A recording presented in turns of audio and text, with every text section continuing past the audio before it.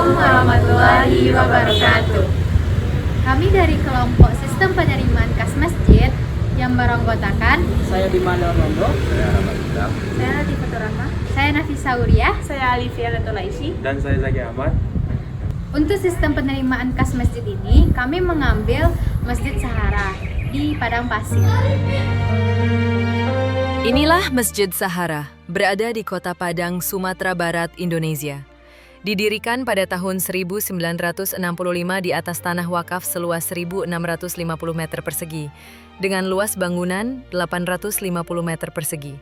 Kapasitas daya tampungnya kurang lebih 1.000 jamaah. Masjid ini dibangun atas inisiatif warga lokal untuk memperkuat kehidupan keagamaan dan memperindah kota. Arsitektur masjid ini menggabungkan gaya modern dengan ciri khas Islam, menonjolkan kubah besar dan ornamen Islami. Didesain dengan konsep kemegahan yang sederhana, sesuai dengan nilai-nilai Islam. Struktur organisasi Masjid Sahara Padang Pasir dipimpin oleh ketua masjid yang merupakan pimpinan tertinggi dalam struktur organisasi masjid. Ketua bertanggung jawab atas seluruh kegiatan masjid, baik operasional, administrasi, maupun hubungan dengan masyarakat. Di bawah ketua ada sekretaris, membantu ketua dalam hal administratif seperti pencatatan kegiatan dan bendahara yang bertugas mengelola keuangan masjid, termasuk penerimaan dan pengeluaran kas, pencatatan transaksi, serta penyusunan laporan keuangan secara berkala. Di bawahnya ada seksi dakwah, di mana seksi ini bertanggung jawab dalam pelaksanaan kegiatan dakwah dan pendidikan keagamaan seperti kajian rutin, ceramah, dan pengajian. Dan seksi pembangunan yang bertugas mengelola dan mengawasi kegiatan pembangunan atau perbaikan fisik masjid, seperti renovasi, perluasan, dan pemeliharaan fasilitas. Sistem penerimaan infak dan sumbangan di Masjid Sahara dimulai saat jamaah memberikan infak secara tunai pada kotak yang disediakan, yaitu ada 3 kotak: kotak anak yatim, MDTA, dan infak masjid maupun non-tunai menggunakan kris yang disediakan.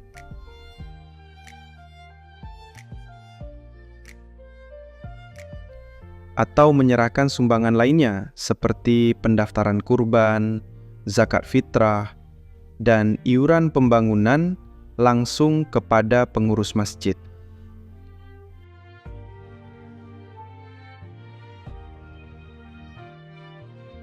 Setiap hari Jumat, infak tunai yang telah terkumpul dihitung oleh bendahara bersama pengurus masjid lainnya.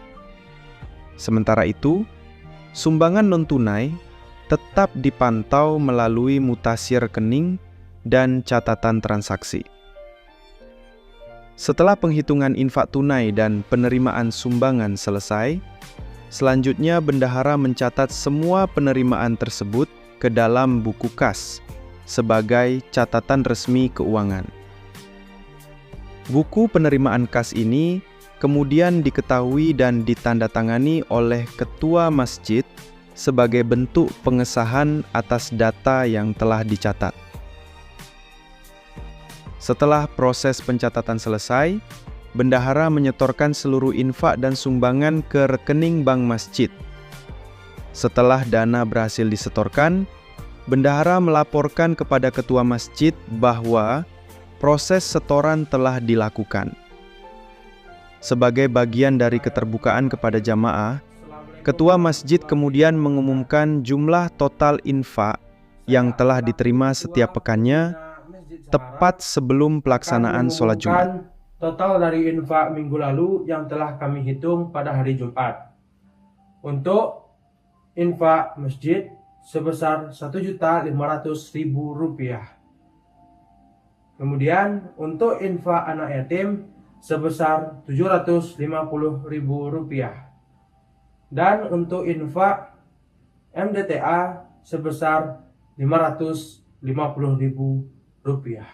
Semoga yang telah diinfakkan diterima oleh Allah Subhanahu wa Ta'ala. Sekian yang bisa saya sampaikan. Assalamualaikum warahmatullahi wabarakatuh. Informasi yang dibutuhkan manajemen, yaitu 1. informasi dana yang diterima. 2. Informasi penyetoran saldo kas. 3. Informasi jumlah saldo kas yang di rekening. 4. Jenis pembayaran yang dilakukan oleh jemaah. 5. Arsip kwitansi pembayaran untuk jemaah. Selanjutnya, dokumen yang dibutuhkan, yaitu 1. Bukti setoran. 2. Kwitansi.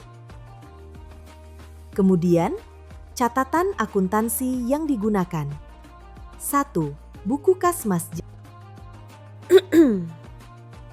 Pengendalian internal yang ada dalam sistem penerimaan kas masjid ini yaitu 1. Bukti kwitansi diberikan kepada jemaah yang melakukan pembayaran zakat, kurban, atau iuran. 2. Laporan keuangan disusun dan disampaikan secara rutin. 3. Penghitungan uang infak tunai dilakukan setiap Jumat oleh pengurus. 4. Adanya transparansi publik dengan mengumumkan kepada jemaah sebelum sholat Jumat. Pada diagram ini, kita melihat sistem penerimaan kas masjid yang berfungsi sebagai pusat dari alur penerimaan dan pengelolaan infak. Sistem ini berinteraksi dengan dua entitas eksternal utama, yaitu jamaah dan bank. 1. Jamaah memberikan infak ke masjid, baik secara tunai maupun non-tunai. Infak tersebut kemudian diterima dan dicatat oleh sistem penerimaan kas masjid. 2. Setelah infak diterima, sistem akan memberikan pengumuman penerimaan infak beserta bukti kwitansi kepada jamaah sebagai bentuk transparansi dan akuntabilitas. 3. Selanjutnya uang tunai yang diterima akan disetorkan ke bank. Proses ini ditandai dengan alur setoran uang tunai dari sistem penerimaan kas ke bank. 4. Setelah setoran dilakukan, bank mengirimkan kembali bukti setoran transfer kepada sistem penerimaan kas masjid sebagai konfirmasi bahwa uang telah diterima oleh bank. Secara keseluruhan, diagram ini menggambarkan proses alur kas masuk masjid yang mengutamakan transparansi, akuntabilitas, dan keamanan dana infak dari jamaah. Pada DFD level 0 ini, sistem penerimaan kas masjid diuraikan menjadi beberapa proses utama yang menggambarkan alur data secara lebih rinci dibanding DFD konteks. Berikut adalah alur prosesnya. 1. Proses 1.0 menerima kas. Jamaah memberikan infak, sumbangan atau zakat baik secara tunai maupun melalui transfer. Proses ini mencatat penerimaan awal kas dan mengirimkan informasi kas yang diterima ke proses selanjutnya. 2. Proses 2.0, pencatatan uang masuk dan verifikasi. Pada tahap ini, uang yang diterima akan dicatat secara rinci dan diverifikasi. Proses ini juga menyiapkan daftar infak yang akan diumumkan untuk transparansi kepada jamaah. Hasilnya, pengumuman penerimaan kas dan kwitansi dikirimkan kembali kepada jamaah. 3. Proses 3.0, pelaporan kas. Data dari hasil pencatatan dan verifikasi kemudian digunakan untuk membuat laporan kas. Laporan ini berisi data uang yang siap untuk disetor ke bank. 4. Proses 4.0 penyetoran kas. Uang yang sudah siap disetor akan dikirim ke bank melalui proses penyetoran dana ke rekening masjid. Bank kemudian mengirimkan bukti setoran sebagai konfirmasi yang diterima kembali oleh sistem untuk pencatatan lebih lanjut. Dengan alur ini, sistem pengiriman kas masjid dapat memastikan bahwa setiap dana yang diterima dikelola dengan baik, mulai dari penerimaan, pencatatan, pelaporan, hingga penyetoran ke bank. Berikutnya, penjelasan flowchart penerimaan kas masjid. Flowchart ini menggambarkan alur proses penerimaan kas masjid yang melibatkan 3 pihak utama, yaitu bendahara dan ketua. Berikut adalah penjelasan tiap tahapan prosesnya. Proses dimulai dari bendahara yang menerima infak dan sumbangan, baik tunai maupun non-tunai. Setelah menerima, bendahara membuat dan menyerahkan kwitansi sumbangan kepada jamaah sebagai tanda bukti. Bendahara kemudian menghitung total infak dan sumbangan yang diterima. Hasil perhitungan ini dicatat ke dalam buku kas. Bendahara menandatangani hasil pencatatan buku kas, lalu menyerahkan buku kas ke ketua untuk otorisasi. Ketua menerima buku kas dan menandatangani hasil pencatatan sebagai bentuk pengesahan. Ketua juga memastikan buku kas diotorisasi. Lalu, buku kas yang telah diotorisasi ketua yang diserahkan ke bendahara, bendahara melakukan penyetoran dana ke bank dan menerima bukti setoran. Lalu, bukti setoran tadi diberikan ke ketua. Setelah menerima bukti setoran dari bendahara, ketua mengumumkan total infak dan sumbangan kepada jamaah. Proses dinyatakan selesai setelah pengumuman dilakukan. Kelemahan prosedur dan rekomendasi perbaikan yaitu: 1. Penerimaan infak secara non-tunai hanya menggunakan 1 kris sehingga tidak dapat membedakan tujuan infak yang masuk ke dalam rekening masjid. Perbaikannya adalah membuat kris terpisah berdasarkan tujuan infak. 2. Tidak adanya pemisahan tugas karena bendahara memegang semua keuangan dari menerima, menghitung, mencatat, serta menyetor sehingga rentan terjadinya kecurangan atau kesalahan pencatatan. Perbaikan adalah memisahkan tugas secara fungsional. 3. Tidak ada pemeriksaan catatan keuangan, seperti mencocokkan saldo bank dengan buku kas. Perbaikan adalah terapkan sistem rekonsiliasi bulanan antara saldo buku kas dan rekening bank. 4. Masih mengandalkan pencatatan manual di buku kas, berisiko hilang, rusak, atau tidak sinkron. Perbaikannya adalah gunakan software pencatatan keuangan sederhana seperti Excel dengan template, tetap atau aplikasi keuangan masjid. Kelemahan dokumen dan rekomendasi perbaikannya. 1. Bukti transfer dari jamaah, bukti screenshot atau notifikasi bank tidak diarsipkan atau tidak dikumpulkan oleh bendahara atau pengurus. Bendahara hanya mengandalkan mutasi rekening tanpa mengaitkan dengan identitas pengirim dan tujuan sumbangan, sehingga transaksi sulit diidentifikasi dan berpotensi terjadinya dana digunakan untuk tujuan yang salah. Perbaikannya adalah membuat form isian penerimaan sumbangan non-tunai dan mencocokkan bukti transfer dengan mutasi rekening. Ini contoh perbaikan dokumen yang kami buat.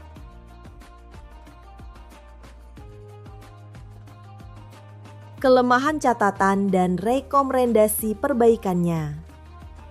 1. Pencatatan dilakukan di buku kas secara manual, sehingga sulit direkonsiliasi dan rentan kehilangan atau kerusakan.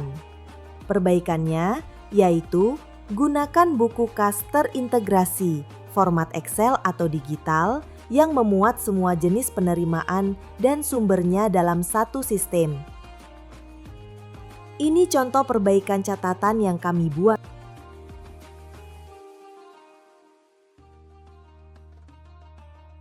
Perbaikan internal kontrolnya yaitu 1. Setiap transaksi pembayaran, zakat, kurban, iuran, infak harus otomatis terekam di sistem dan dicetak kwitansi berbarcode sebagai bukti resmi, lalu dikirim juga ke WA jemaah. 2. Laporan keuangan penerimaan kas harus dibuat dengan format standar akuntansi, dilengkapi rekapitulasi harian, mingguan, dan bulanan melalui software spreadsheet atau aplikasi keuangan. 3. Penghitungan dan pencatatan infak sebaiknya dilakukan oleh minimal 2 orang yang berbeda dengan menggunakan formulir penghitungan resmi dan hasilnya disahkan oleh satu pengurus lain sebagai verifikator. 4. Terapkan akses berbasis peran yang role-based access pada sistem pencatatan kas. Hanya petugas tertentu yang bisa mencatat, memverifikasi, dan mengedit data transaksi. 5. Bentuk tim audit sukarela dari unsur jamaah atau pengurus independen untuk melakukan pengecekan silang penerimaan kas dan pengeluarannya setiap 3 bulan. 6.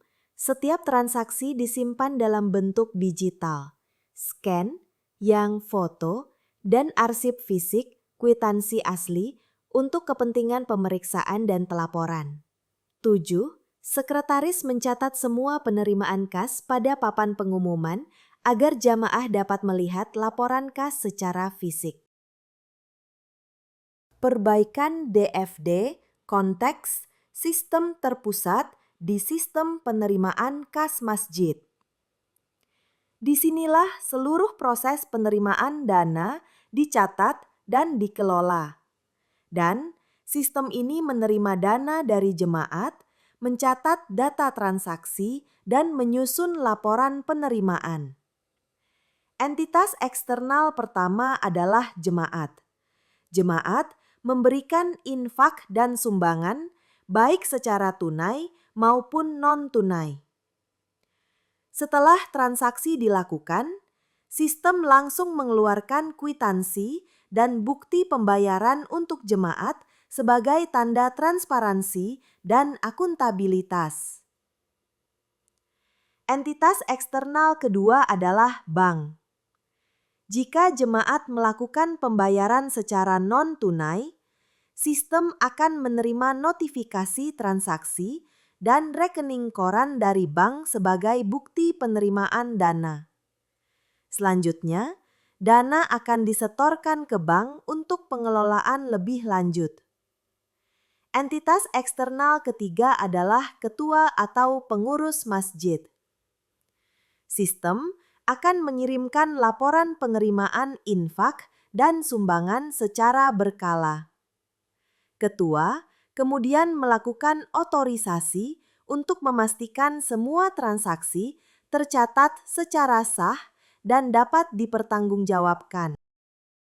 Perbaikan DFD level 0 ini menjelaskan bagaimana alur data mengalir dari jemaat hingga ke pelaporan dan penyimpanan melalui 4 proses utama berikut. Penerimaan kas. Proses ini menerima dana dari jemaat baik secara tunai maupun transfer. Setelah penerimaan, data dicatat sebagai data kas masuk dan diteruskan ke proses berikutnya. Jemaat juga menerima bukti penerimaan, serta nantinya akan mendapatkan pengumuman terkait penggunaan dana, misalnya laporan infak, kurban, dan lain-lain. Verifikasi dan pencatatan. Dana yang masuk diverifikasi, baik sumbernya maupun bentuk transaksinya, tunai non-tunai. Proses ini juga mencatat semua transaksi ke dalam sistem kas.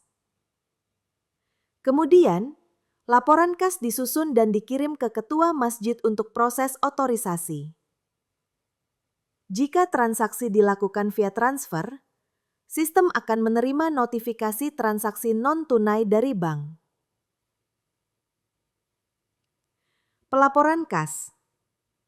Setelah data terverifikasi, dibuatlah laporan kas secara lengkap. Data ini juga digunakan untuk keperluan dokumentasi dan arsip, serta sebagai dasar informasi yang akan diumumkan kepada jemaat. Di tahap ini, masjid memastikan bahwa setiap penerimaan dicatat dengan rapi dan transparan. Penyetoran dan arsip. Dana yang telah diverifikasi dan dilaporkan akan disetorkan ke bank untuk yang tunai. Seluruh data transaksi akan diarsipkan secara sistematis sebagai data siap untuk disimpan. Proses ini menjamin bahwa tidak ada transaksi yang terlewat dan seluruh informasi terdokumentasi dengan baik. Perbaikan flowchart ini menggambarkan alur proses penerimaan kas di masjid yang melibatkan 3 peran utama: bendahara, sekretaris, dan ketua. Diagram ini menunjukkan bagaimana dana infak dan sumbangan dikelola secara bertahap dari penerimaan hingga pelaporan dan penyetoran. Proses oleh bendahara. Proses dimulai ketika bendahara menerima infak dan sumbangan, baik tunai maupun non-tunai. Setiap penerimaan disertai dengan pembuatan kwitansi sebagai bukti untuk jemaat. Untuk dana tunai, dilakukan penghitungan infak dan sumbangan, kemudian dibuat laporan total infak. Laporan ini diteruskan ke sekretaris, tahap 1. Sementara, kwitansi diberikan ke jemaat sebagai bukti transparansi. Sekretaris menerima laporan dari bendahara, tahap 1, yang terdiri dari laporan total infak dan total sumbangan. Setiap laporan dicatat, lalu digunakan untuk menyusun laporan penerimaan kas. Setelah disusun, laporan ini diteruskan ke ketua, tahap 2, untuk ditindaklanjuti dan hasil laporan itu langsung dicatat oleh sekretaris di papan pengumuman. Ketua menerima laporan penerimaan kas dari sekretaris, tahap 2. Selanjutnya, ketua bertanggung jawab untuk mengumumkan total infak dan sumbangan kepada jemaat sebagai bentuk pertanggungjawaban publik, tahap 3. Selanjutnya, bendahara akan menyetorkan dana tunai ke bank dan menerima bukti setoran, tahap 4. Di akhir proses, bukti setoran dari bendahara juga menjadi bagian dari pelaporan, tahap 4. Dan seluruh proses berakhir.